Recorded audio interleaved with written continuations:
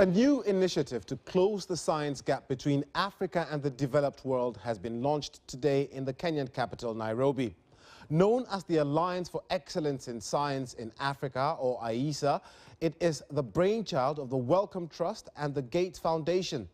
In addition to serving as a scientific think tank, AISA will manage more than $70 million in Africa-focused research programs as part of its broader effort to improve scientific capacity on the continent. The BBC's Anne Soy has been looking at the research landscape in Africa. Break time at Soyet Primary School in Western Kenya. It's a time these pupils look forward to every day of the week. This is why. They each get a cup of nutritious porridge.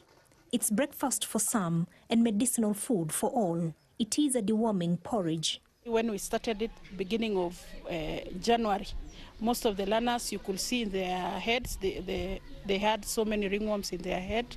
As we have monitored most of the learners, we have seen the ringworms are no longer there. The secret is in the ingredients. Maize and millet grains are mixed with a well-known traditional deworming fruit, the pawpaw, and ground.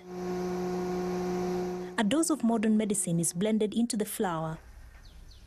Thank you. The researcher behind this formula says he's among the lucky few to get foreign funding. We are always at a disadvantage, especially as African scientists, because the competition is so huge. And again, there are other things that they are looking into. If you don't have a partnership with somebody from that particular country, then we will not give you this money. So we have to look for a partner. And sometimes the partner has their own terms.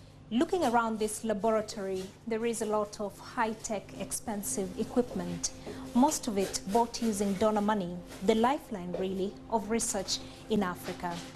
And that begs the question, is it sustainable?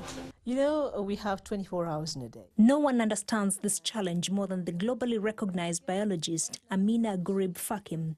She's now president of Mauritius and is on a mission to promote African science. We need to be able to set our own agenda. Research money has been coming into Africa, has been coming from donors, and we thank them for their input. But I think it's not enough, because when the money is coming from donors, the agenda is being set outside. And increasingly, the donor money should be matched by government funding. It is a conversation she says she will have with her peers across Africa to impress on them the importance of having local solutions to solve local problems. Anne Soy, BBC News.